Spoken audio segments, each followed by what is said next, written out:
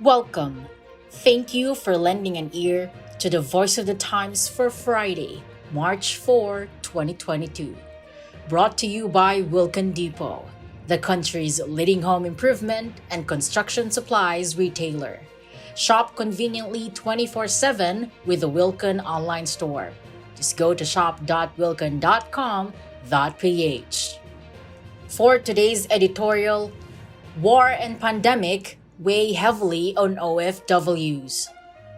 The war in Ukraine and the coronavirus pandemic in Hong Kong have displaced dozens of overseas Filipino workers or OFWs. But despite the ordeals they are facing, only a handful have chosen to come home. Even with Russian forces intensifying their assault in Ukraine, about 140 Filipinos have decided not to leave, the Department of Foreign Affairs has reported.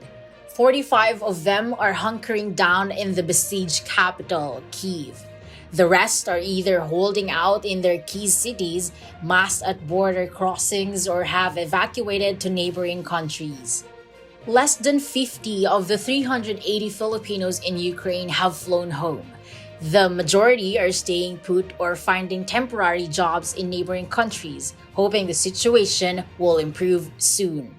OFWs in Hong Kong are not faring any better. A fifth wave of the coronavirus has swept across Hong Kong and about 30 Filipinos have been stricken. Many of them were turned away at overcrowded hospitals, and non-government groups in Hong Kong helped find isolation facilities for them. But their problem is far from over. Filipino domestic helpers were fired by their employers after they got infected, and those who managed to stay COVID-free were forced to work even during their days off because they were confined to their bosses' homes. Almost all of the infected OFWs have recovered, Philippine consulate officials said, but many of them are now unemployed. For them, returning to the Philippines is not an option. They are willing to go through another difficult period looking for a new job in Hong Kong. The deep reluctance of migrant Filipino workers to leave their jobs in host countries is not difficult to comprehend. They paid a lot to snag a job overseas, financially and emotionally. For many, it's a once-in-a-lifetime chance for a better life for their families. OFWs do not only help their families, they also shore up the country's economy. In 2021, OFW remittances grew by 5.3% to $31.59 billion from $29.99 billion in 2020. That amount was a godsend for a country that had seen shrinking growth figures following a series of hard lockdowns. The money OFWs send home will also go a long way in holding down the budget deficit, which was running at $1.67 billion last year.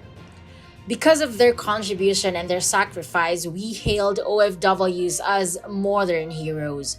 We provide the world with an endless stream of domestic helpers, nurses, and seamen, and there's a certain pride in that. Yet country studies have revealed that most OFWs return home broke. Interviews with Filipino domestic helpers show that they tend to use up their savings on remittances and visits to their families rather than on financial preparations for their future. That means they have to hang on to their jobs for as long as they possibly can. OFWs have to soldier on because there is little chance of finding work here suitable enough for them to start anew.